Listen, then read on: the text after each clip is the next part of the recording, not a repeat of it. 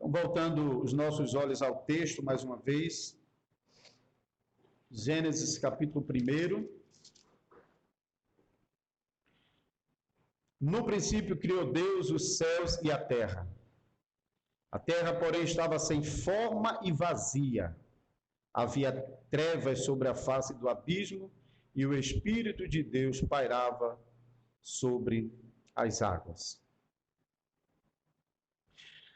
No domingo passado, então, pela manhã, nós lemos esse capítulo 1 de Gênesis, e em combinação com o primeiro artigo do Credo Apostólico, creio em Deus Pai, Todo-Poderoso, Criador dos céus e da terra.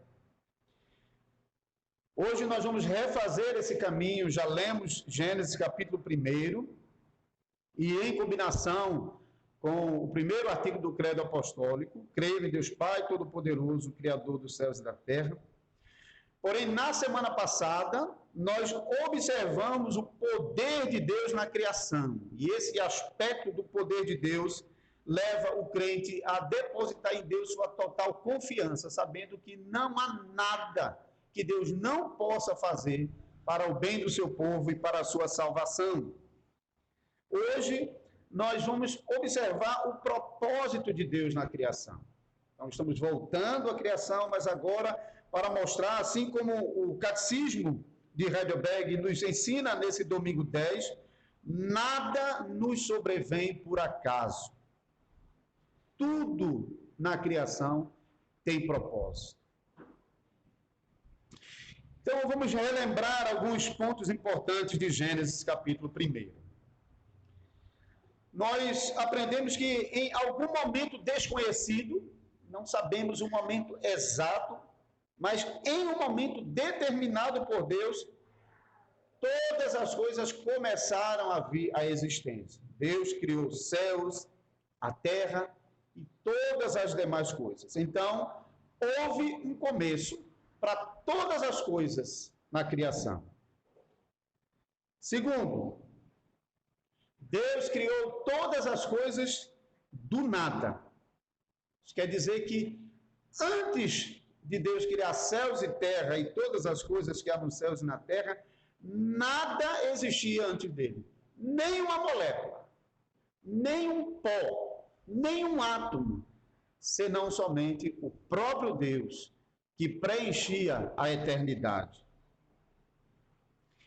Terceiro, Deus criou todas as coisas de forma ordenada. Você pode perceber na ordem dos elementos na criação que as coisas não foram sendo criadas de maneira aleatória.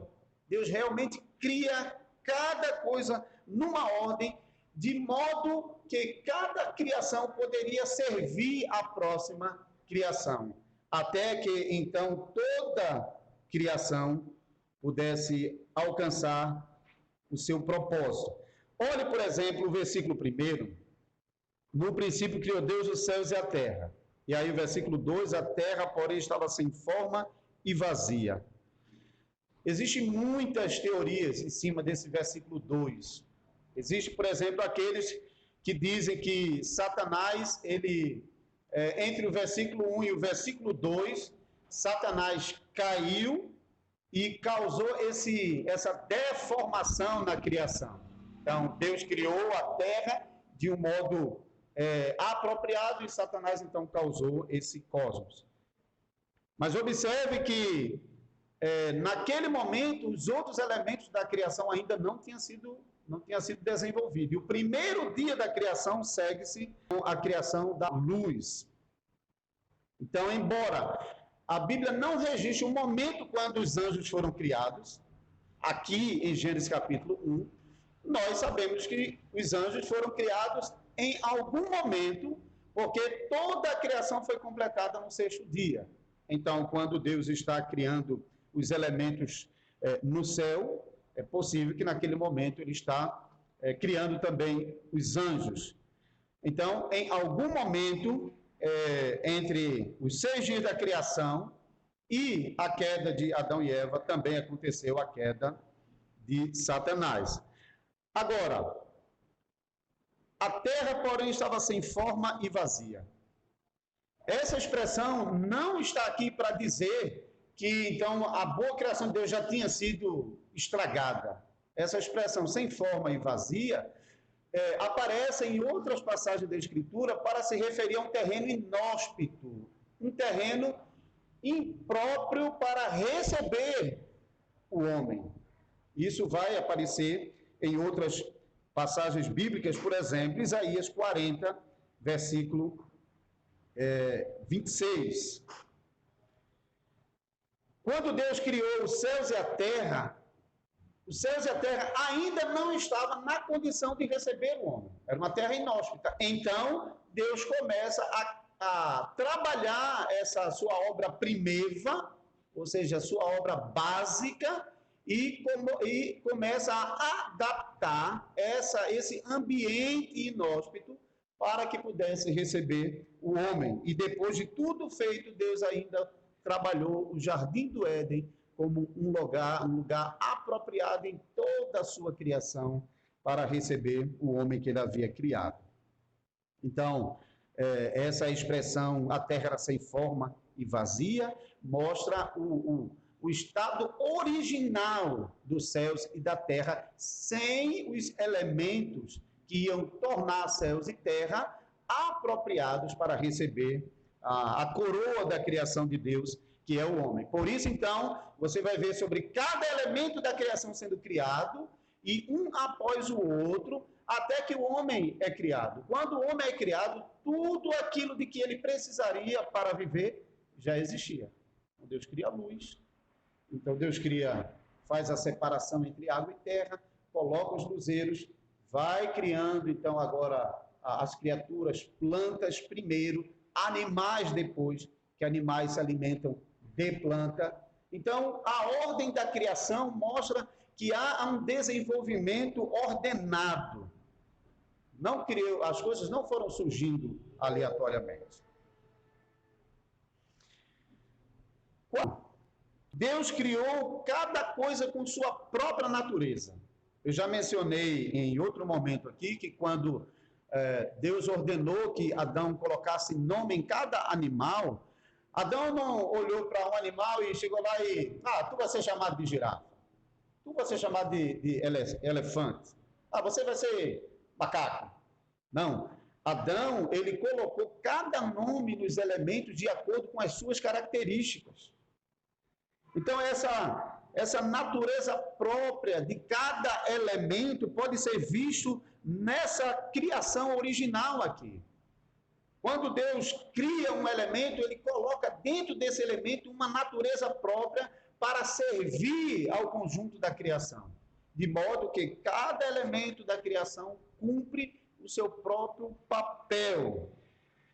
Cada detalhe em cada elemento da criação revela realmente o trabalho de uma mente brilhante, excepcional, a tal ponto que cada vez é maior o número, até mesmo de pessoas não cristãs, que têm de reconhecer que houve uma mente por trás disso, ainda que eles não admitam um Deus pessoal, mas eles reconhecem que há uma mente por trás. Não é possível que todos os detalhes, os mínimos detalhes nas coisas visíveis e invisíveis, grandes e pequenas, tenham sido desenvolvidos aleatoriamente. Então, por trás da criação dos seres mais simples e dos seres mais complexos, está uma ciência, um conhecimento, uma sabedoria que o homem não pode esgotar e não pode imitar. Então, todo o poder e sabedoria expostas na criação revelam que cada criatura tinha uma função. Cada criatura tinha a sua própria natureza. Eles não eram iguais. Um complementava o papel do outro. Cada criatura foi criada de modo que uma servisse à outra e todas servissem ao homem e o homem servisse a Deus. Essa é a ordem da criação. Todas as criaturas servem ao homem e ao homem serve a Deus. Por isso, no mandamento de Gênesis capítulo 1, Deus deu ao homem o poder de dominar sobre toda a criação, todas as criaturas. Ele só vai experimentar um rompimento com esse domínio quando acontece a queda. Quando ele cai em pecado, de fato ele não perde a autoridade sobre a criação, mas ele perde a capacidade de cumprir esse mandamento, dominando sobre toda a criação. Pelo contrário, aqueles que se submetiam ao homem agora se revoltam a ele. E o homem que governava as criaturas agora tem medo dela, por causa do estrago que o pecado causou. Mas todas as criaturas, então, possuem um propósito imbuído em sua própria natureza. Então, isso nos leva ao quinto aspecto que devemos destacar na criação de Gênesis capítulo 1. Deus criou todas as coisas, inclusive o homem, para o louvor da sua glória. Então, as coisas não surgiram sem propósito. O homem não foi colocado no Éden sem propósito, mas tudo na criação existe para, no fim, glorificar o nome de Deus. Isso é também o papel da igreja quando está evangelizando e buscando a salvação de pecadores. A salvação de pecadores não é um fim em si mesmo. A salvação de pecadores visa a glória de Deus. Ou seja, quando oramos a Deus, evangelizando para que pecadores sejam salvos, isso não é o fim. Nós oramos e trabalhamos para isso, para que o pecador, então, possa cumprir mais claramente, mais espontaneamente, o propósito da sua própria existência. Então, nós fomos salvos para cumprirmos o propósito de Deus estabelecido na criação. De fato, irmãos e irmãs, Deus criou todas as coisas com propósito. E o fato de que Deus criou todas as coisas com propósito revela, então, mais um aspecto da obra de Deus na criação, além do fato de que Deus é criador de todas as coisas. Na sua criação, Deus revela o poder de trazer do nada todas as coisas, sua sabedoria em colocar em cada elemento da criação a sua própria natureza para servir ao propósito de Deus. E também, por meio da sua criação, Deus exibe a sua majestade celestial. Não há na terra um rei glorioso como nosso Deus. Por isso nós lemos o Salmo 104 no começo. E o Salmo 104, de fato, mostra que em toda a terra é Deus que não apenas criou todos os elementos da criação, mas é Deus quem está preservando, é Deus quem está mantendo. Se Deus tirar o fôlego, volta ao pó. Se Deus abrir as mãos, tem fartura para todos os seres viventes. Se Deus recolhe a mão, eles entram em desespero. Então Deus governa sobre todas as coisas. E Deus continua trabalhando no sustento de toda a criação. Então, Deus não, depois de ter criado todas as coisas, Deus não deixou, conforme um relógio acorda, hein? Depois sai da mão do seu fabricante, ele não tem mais domínio sobre o relógio. O relógio concorda, agora vai ter vida própria. Deus não é um relojoeiro. Deus é criador e sustentador. A criação, ela existe por causa de Deus e subsiste por causa de Deus. O apóstolo Paulo, quando estava em Atenas, Atos capítulo 17,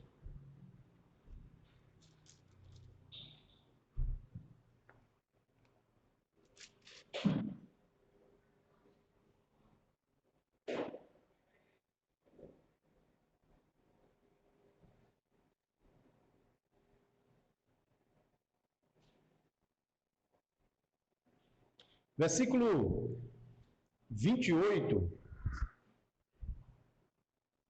a partir do 23, mas o 28 diz assim: pois nele vivemos e nos movemos e existimos. Calvino, comentando esse texto, ele diz: um assassino não levanta uma faca e encrava no peito da sua vítima sem que Deus esteja governando sobre aquilo. Mesmo os desastres do mundo, Deus governa. Deus governa sobre todas as coisas. Nele nós vivemos, nos movemos e existimos. E Deus continua sustentando a criação porque ele tem propósito para a criação. Se Deus não tivesse um propósito para a criação, depois de ter criado, ele podia ter abandonado. Siga seu rumo, siga o seu caminho. Mas Deus não fez isso. E a razão por que ele não fez isso é porque ele tem propósito para a criação. Então Deus criou, continua sustentando e dirige a criação para o propósito que ele estabeleceu. A isso, o catecismo chama de providência, a doutrina da providência.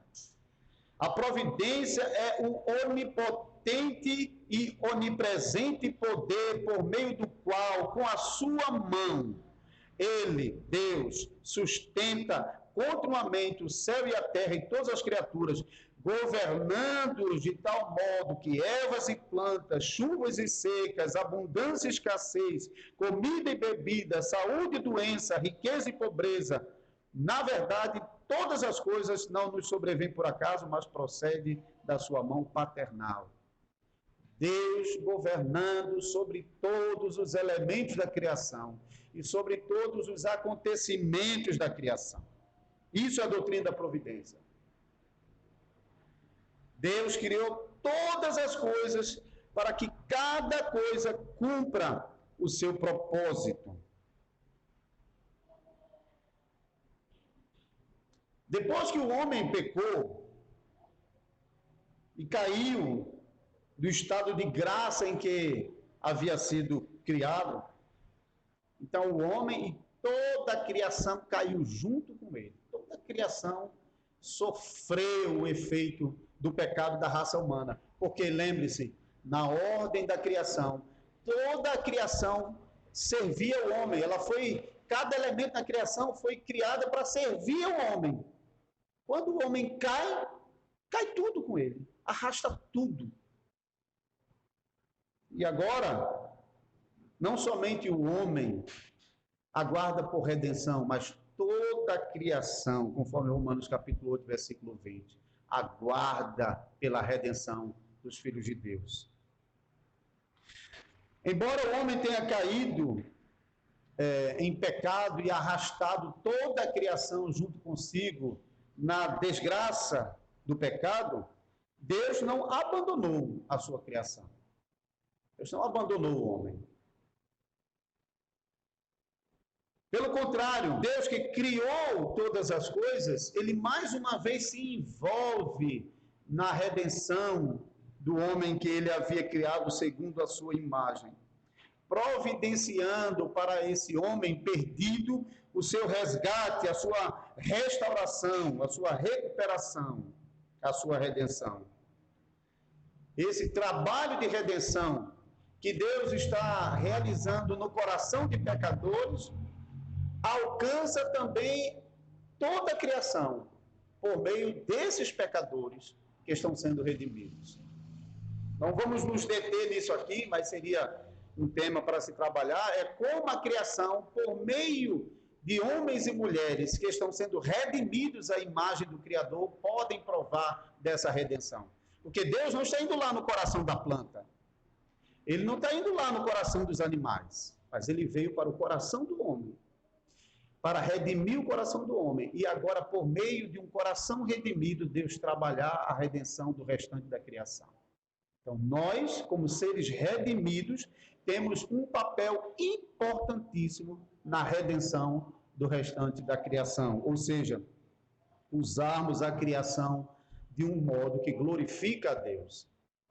Ainda dominando sobre ela, ainda tirando dela aquilo que ela tem para nos dar, porque para isso mesmo, cada elemento da criação foi criado, mas fazendo isso de modo a respeitar cada criatura como criaturas de Deus, que foi criado com o propósito de nos servir para que nós pudéssemos servir a Deus.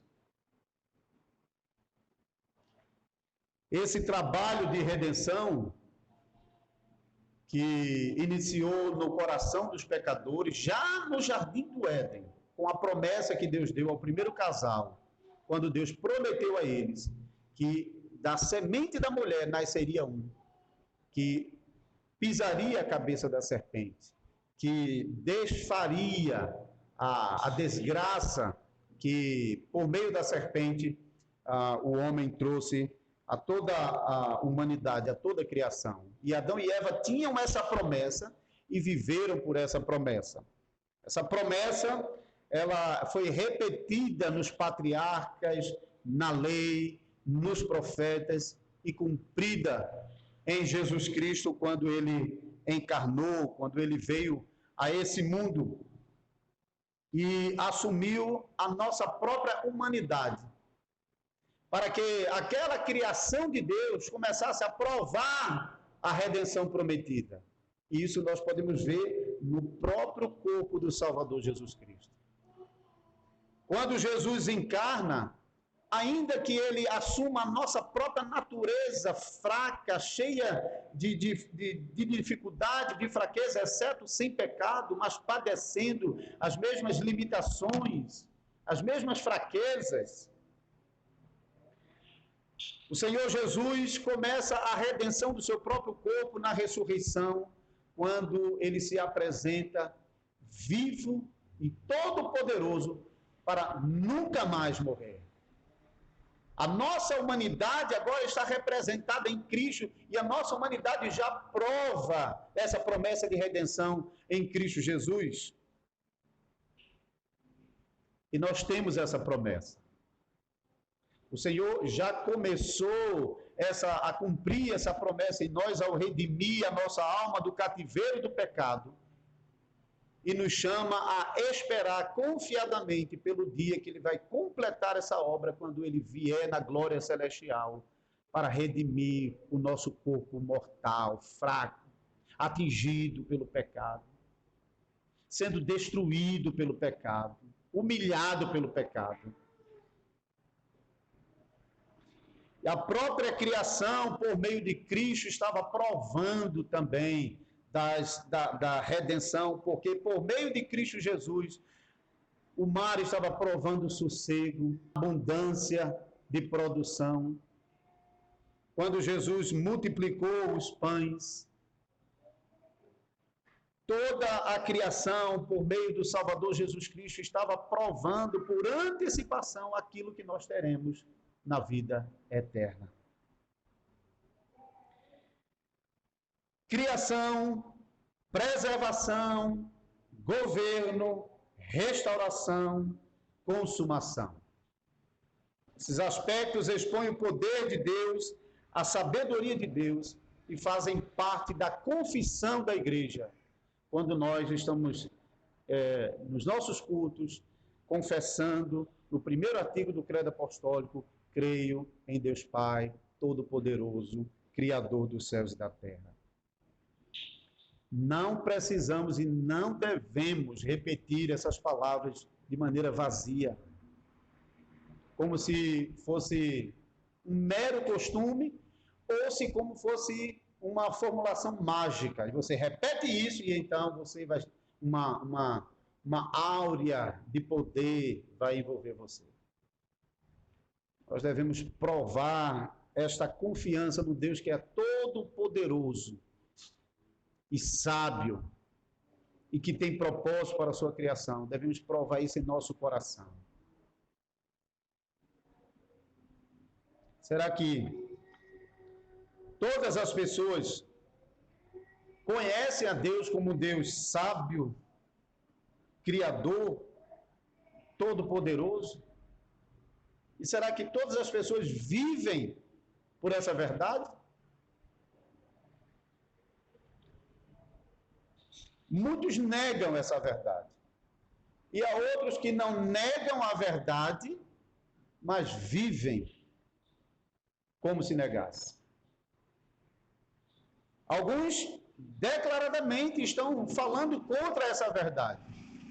Outros, embora não falem contra essa verdade, vivem contra essa verdade. Porque vivem como se não existisse Deus. Vivem como se Deus não tivesse um propósito para a sua criação e como se Deus não fosse punir as criaturas que não vivem de acordo com esse propósito. Então, se essas pessoas realmente crescem no coração em Deus, eles temeriam e tremeriam diante de Deus. Porque eles saberiam que Deus não deixaria sem castigo aqueles que desprezam a Ele, ao seu poder e ao seu santo propósito. Por isso, as pessoas que não creem na verdade e não vivem pela verdade, um dia vão encarar o justo juiz. Naquele dia receberão o justo castigo por terem passado toda a sua vida desprezando e negando esse Criador todo-poderoso e sábio.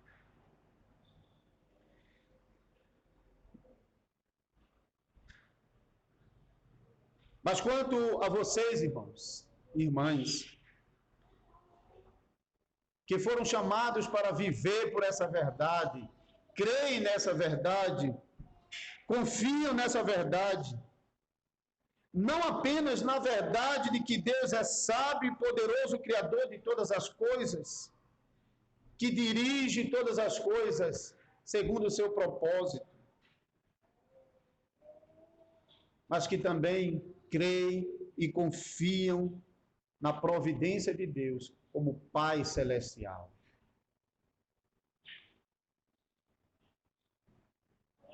Deus se tornou nosso Pai por meio de Jesus Cristo.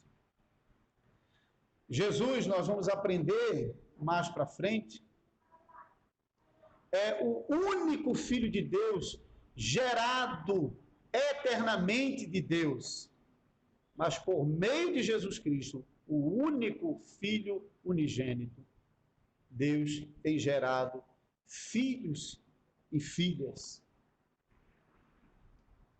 Então vocês não devem olhar para Deus apenas como aquele que é criador de todas as coisas, sustentador de todas as coisas, provedor de todas as coisas e que conduz todas as coisas para um fim, para um propósito final, mas deve olhar para Deus como Pai amoroso e fiel em Jesus Cristo.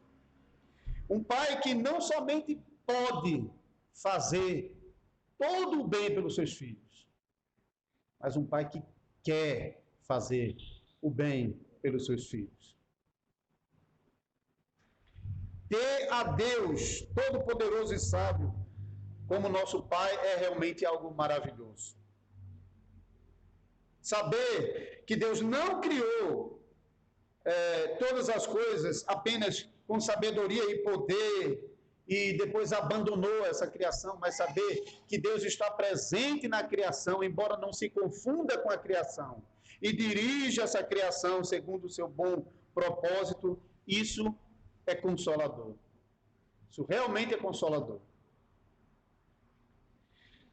Porque você sabe, então, que Deus está governando sobre todas as coisas. Não há nada no mundo, não tem uma poeira voando no espaço que Deus não esteja governando aquilo ali.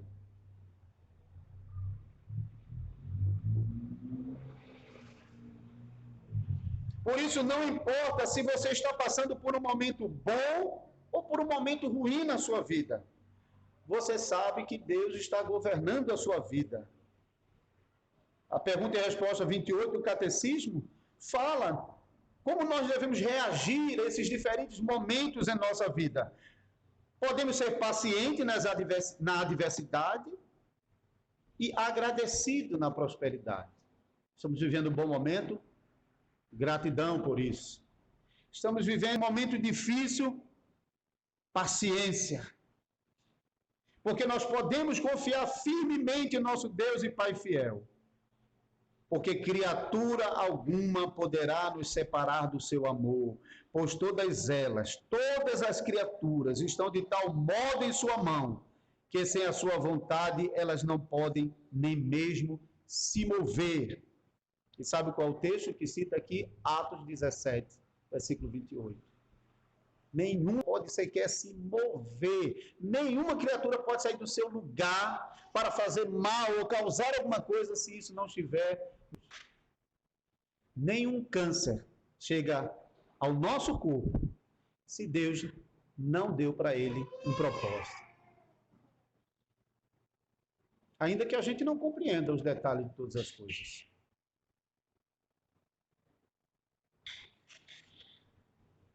Nós cremos num Pai fiel que é todo-poderoso.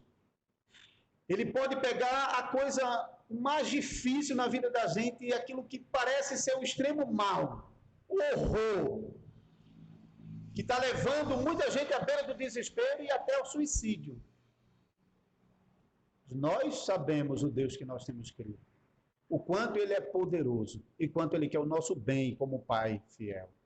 E nós sabemos que ou Ele vai transformar esse mal em bem, ou Ele vai usar o próprio mal para chegar ao nosso bem.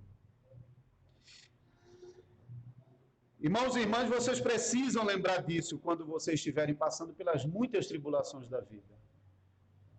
Porque se não estão passando, certamente hão de passar, de um jeito ou de outro. Não escapamos.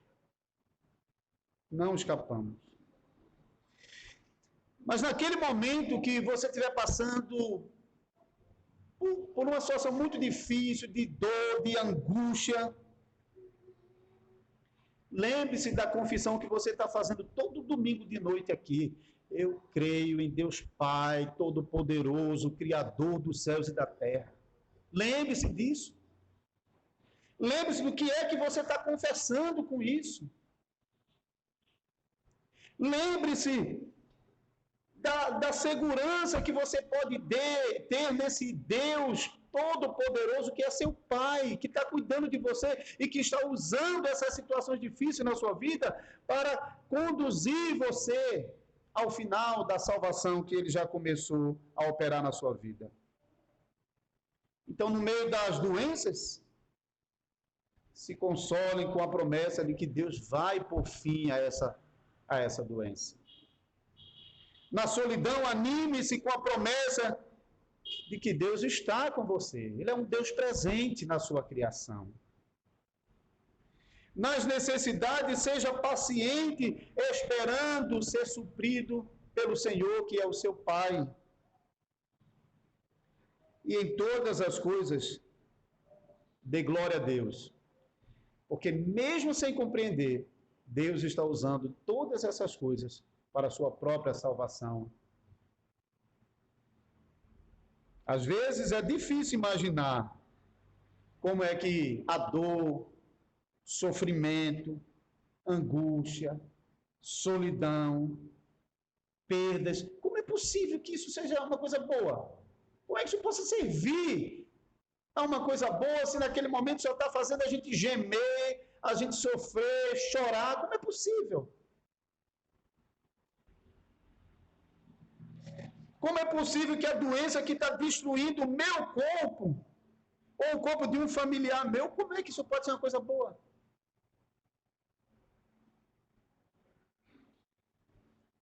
Como é que o desemprego do meu marido pode levar a alguma coisa boa? Como é que as frustrações da vida podem, no final das contas, ser uma coisa boa? Como é que a perda daquilo que a gente mais ama e que nos faz chorar, como isso pode se tornar uma coisa boa? Como é que o pecado do meu esposo, ou da minha esposa, ou dos meus filhos, como é que isso, no final das contas, pode se constituir uma coisa boa? Irmãos e irmãs, a sabedoria humana não tem resposta para isso mesmo, não. Não tem. Nem o poder do homem mais poderoso nesse mundo pode converter tais males em bem. Não pode. Mas Deus pode. O seu Pai Celestial pode. Ele é todo poderoso e sábio. Ele tem poder para mudar e ele sabe exatamente como fazer isso. Você não precisa entender os motivos secretos de Deus. Às vezes nós somos tentados, quando estamos passando por muitas tribulações, a enchermos a nossa boca de porquês. Por quê? Por que isso, Senhor? Por quê? Por quê? Por quê? Não precisamos. Só precisamos saber de duas coisas que Deus já revelou.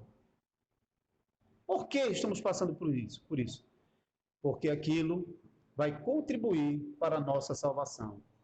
E porque no final das contas, salvos do nosso pecado, nós vamos alcançar o alvo final, que é de glorificar a Deus por toda a eternidade. Basta saber desses dois porquês.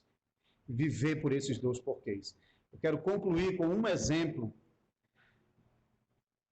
Gênesis capítulo 37 a 40, aos 50, é a conhecida história de José. E nós não vamos ler todo esse capítulo, só saber que a história de José começa no capítulo 37 e vai até o final desse capítulo.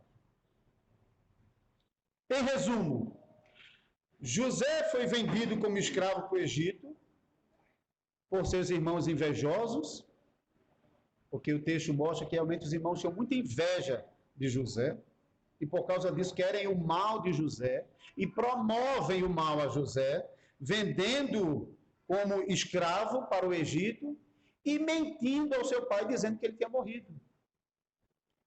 Eles provocam mal a José, provocam mal ao seu pai, e provocam mal a si mesmo, porque se tornam merecedores do justo castigo. Muitos anos depois, uma fome devastadora está acabando com Canaã. E aquela fome estava colocando em risco a família de Jacó, e lembre-se, a família de Jacó é aquela família da qual Deus disse que viria o Salvador. Se aquela família perecesse, a promessa caía junto. Então, pela providência de Deus, aquela família desce ao Egito, porque lá no Egito, embora a fome, eles haviam se prevenido com um estoque enorme de trigo, suficiente para os egípcios durante 7 anos e ainda com possibilidade de vender para estrangeiros, como a família de José, que havia ido para o Egito. E assim, chega ao ponto de toda a família de José, de Jacó, descer para o Egito. E então, para surpresa de todos, José não era mais aquele escravo que fora vendido perversamente pelos seus irmãos, mas agora tinha sido elevado à segunda posição no reino de todo o Egito, somente abaixo do faraó, governando sobre tudo. Então, naquele momento, nós passamos a entender tudo o que estava acontecendo. Nem os irmãos de José, nem o pai Jacó, nem os seus irmãos, nem o próprio José podia entender por que seus irmãos estavam fazendo aquilo com ele.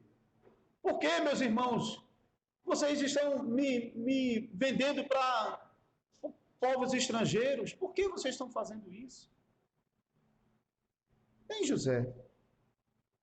Mas vamos agora para o capítulo 45. Vamos ler alguns versículos aqui, porque José entende a razão, explica a seus irmãos e nós podemos aprender também com a revelação da palavra de Deus.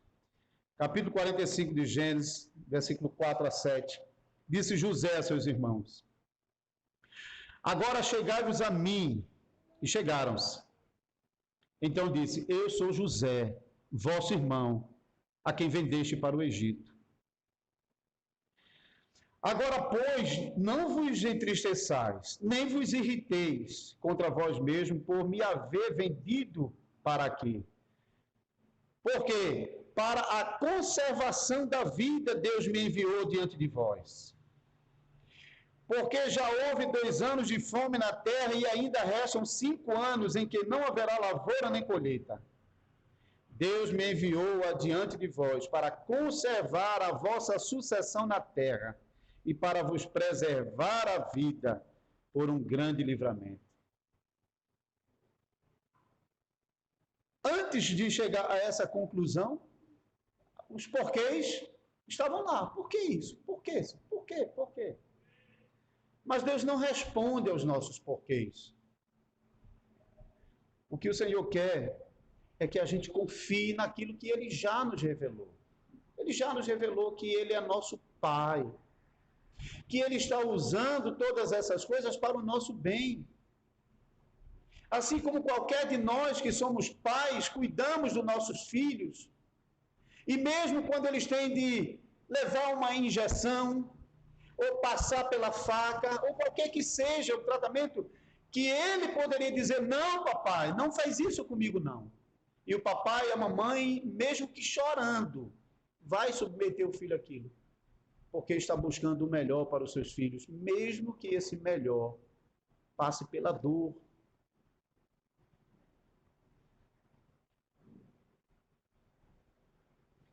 Deus assim preservou a família de Jacó, como a família do Salvador que viria. E Deus hoje cuida de você, como parte do Salvador que já veio para nos redimir do cativeiro da morte. Por isso, irmãos e irmãs, quando de noite vocês estiverem confessando com o restante da congregação, creio em Deus Pai, Todo-Poderoso, Criador dos céus e da terra. Confesse com segurança, sabendo que o seu Pai Celestial está cuidando de você. Amém.